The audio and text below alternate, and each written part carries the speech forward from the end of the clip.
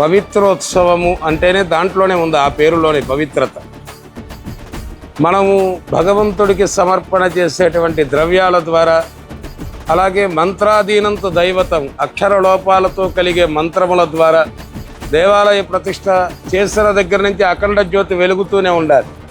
ఇలా దీపారాధన ఇలాంటి కించిత్ దోషాలు ఎన్నున్నా ఆ దోషాలకి ప్రాయశ్చిత్తంగా చేసే ఉత్సవమే పవిత్రోత్సవం.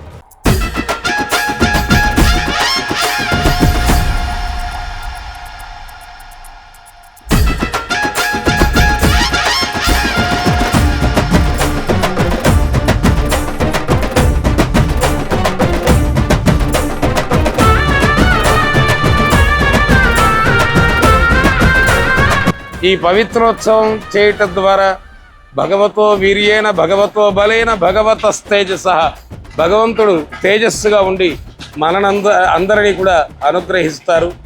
అందుచేత తస్మాత్ సర్వ ప్రయత్నేన, ఎన్ని ప్రయత్నాలు చేసినా పవిత్రోత్సవాన్ని తప్పనిసరిగా నిర్వహించాలి అని ఆగమ శాస్త్రం చెబుతుంది.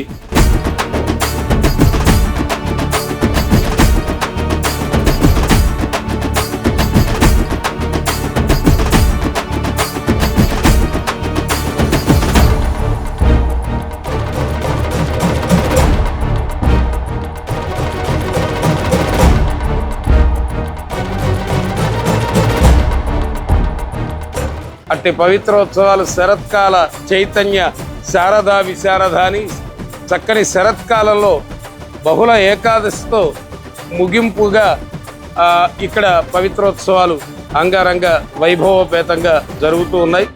ఇవి సేవించడమే మానవుడు చేసుకున్న జన్మ జన్మల పుణ్యం.